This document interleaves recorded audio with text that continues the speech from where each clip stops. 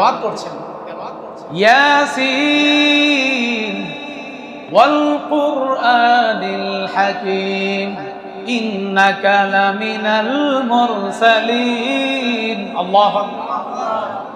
নবীজি যখন তেলাওয়াত শুরু করে দিলেন, কাবা ঘরের সামনে দাঁড়িয়ে দাঁড়িয়ে তেলাওয়াত করে, এবার আবু বকর রাদিয়াল্লাহু তাআলা পাশে দাঁড়িয়ে আছেন। দাঁড়িয়ে দাঁড়িয়ে তেলাওয়াত শুনতে শুনতে এমন এক পর্যায়ে হয়ে গেল, আবু বকর সিদ্দিক রাদিয়াল্লাহু তাআলা আনহু পেরেশান। কি জন্য পেরেশান?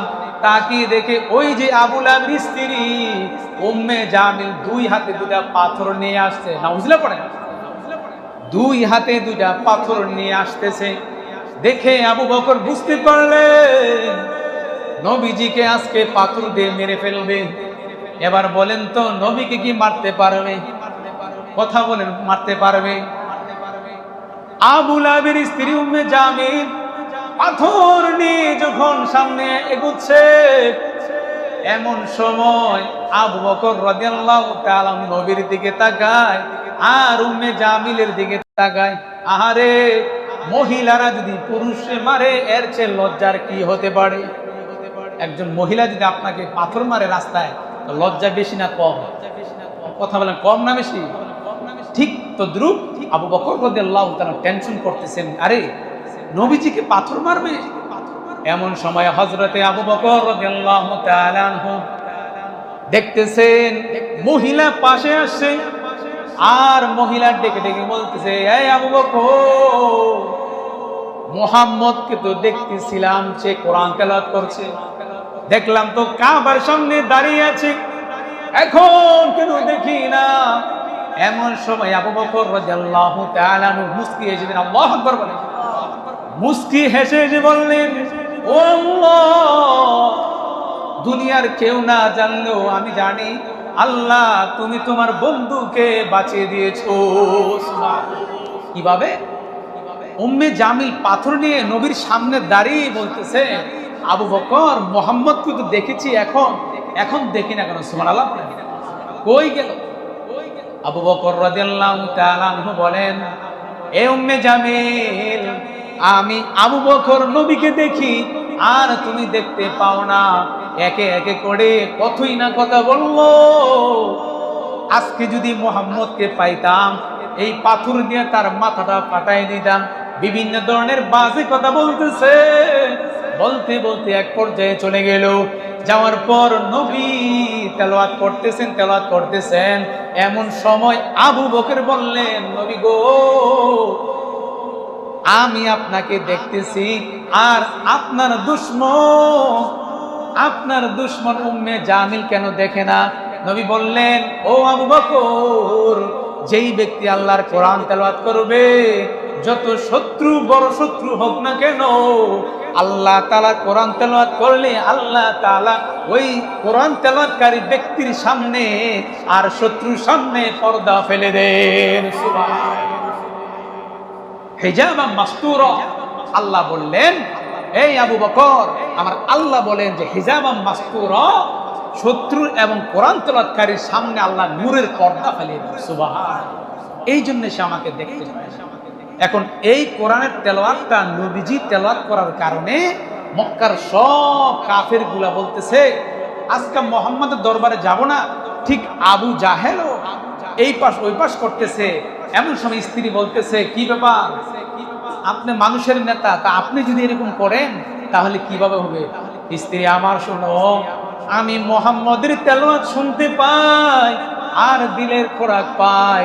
এখন আজকে যদি আমি না যাই তাহলে আজকে আমার সারা রাত ঘুম হবে না।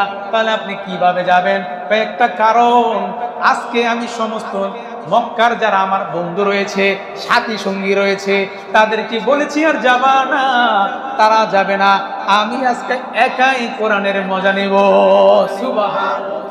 এই কথা চিন্তা করে আবু জাহেল ঘর থেকে এক পা দুই পা করে কাবা ঘরের সামনে গেছে। আল্লাহু আকবার বলে।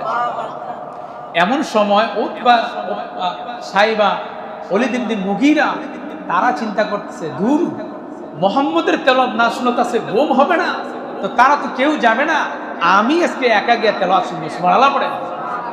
এমন সময় আবু জাহেল একে একে করে সে কাবা ঘরের সামনে দাঁড়িয়ে তেলাওয়াত শুনতেছে। উতবা, আবু জাহেল, ওয়ালিদ ইবনে মুগীরা সবাই মিলে তেলাওয়াত শুনতেছে। তেলাওয়াত শুনতে শুনতে দেখে হযরতে বেলাল রাদিয়াল্লাহু তাআলা আনহু ফজরের আযান দিয়ে আল্লাহু আকবার বলেন। আযান শোনার পর এখন যে মক্কার লিডার গুলা এক এক দৌড়ে পালাচ্ছে, সুবহান, দৌড়াচ্ছে। দৌড়াইতে গিয়ে আবু জাহেলের সাথে ওয়ালিদ ইবনে মুগীরা একে আরেকজনের ধাক্কা লেগেছে। এই কিরে তুই আসিস কে? আপনি আইছেন কে? ওয়াদা না করলি যে আর আসবি না? ও নেতাজি শুনে না,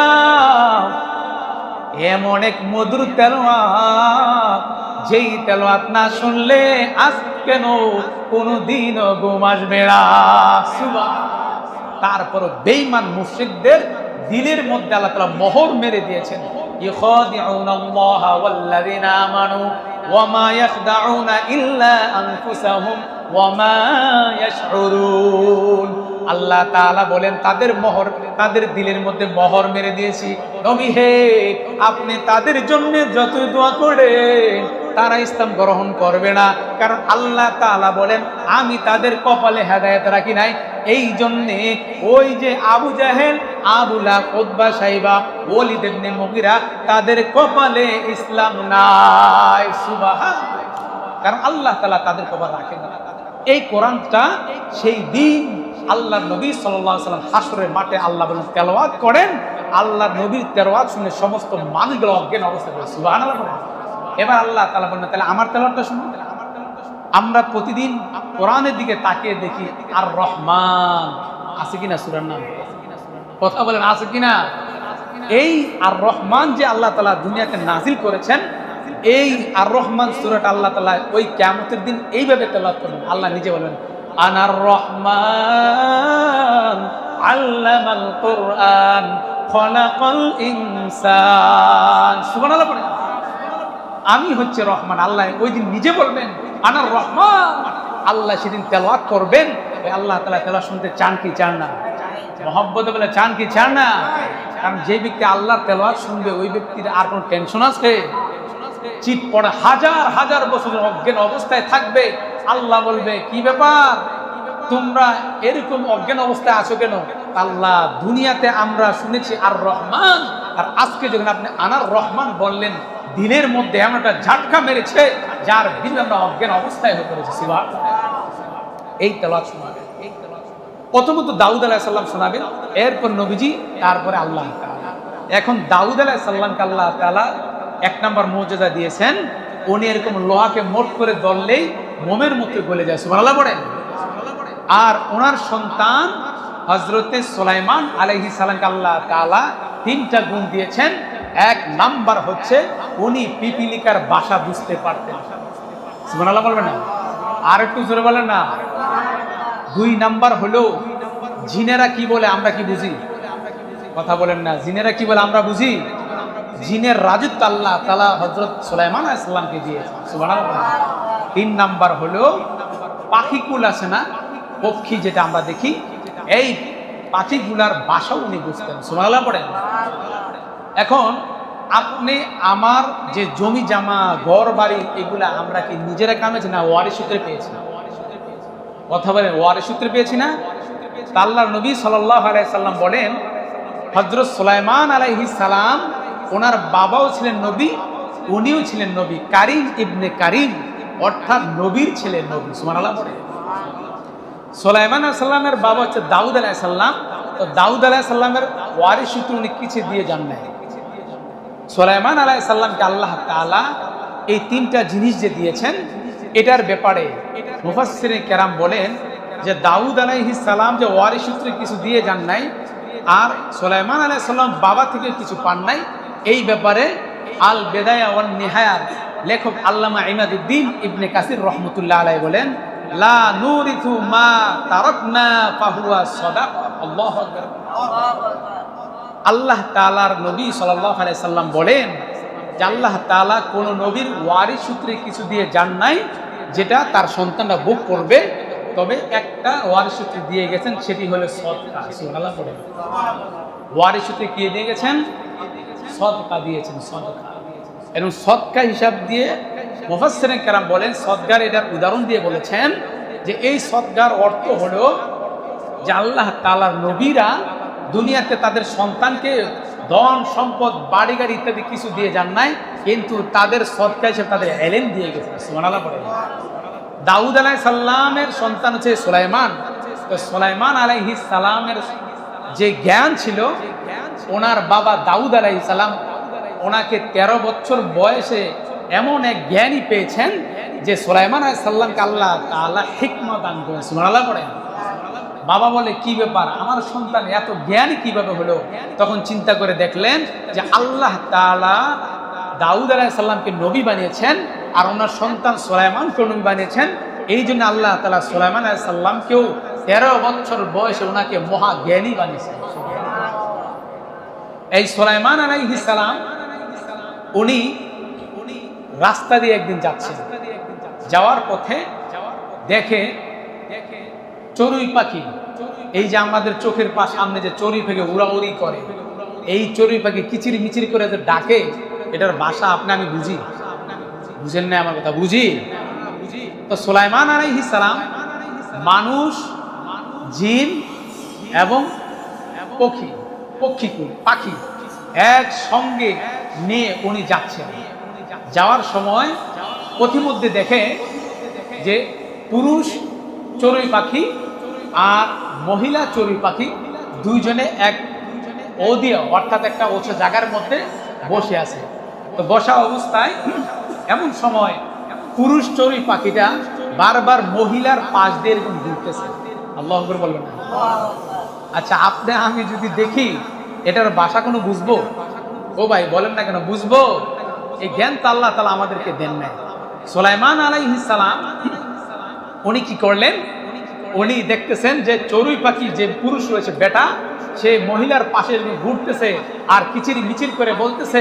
এখন সুলাইমান আলাইহিস সালাম তার জাতিদেরকে বলতেছে, এই আমার জাতিরা শোনো, এই চড়ুই পাখি মহিলার কাছে পুরুষটা কি বলতেছে জানো? কই না। তখন বললেন যে এই চড়ুই পাখি পুরুষটা বলতেছে যে আমি তোমাকে বিবাহ করতে চাই। সুবহানাল্লাহ বলেন। এই জ্ঞানটা দিয়েছেন কে?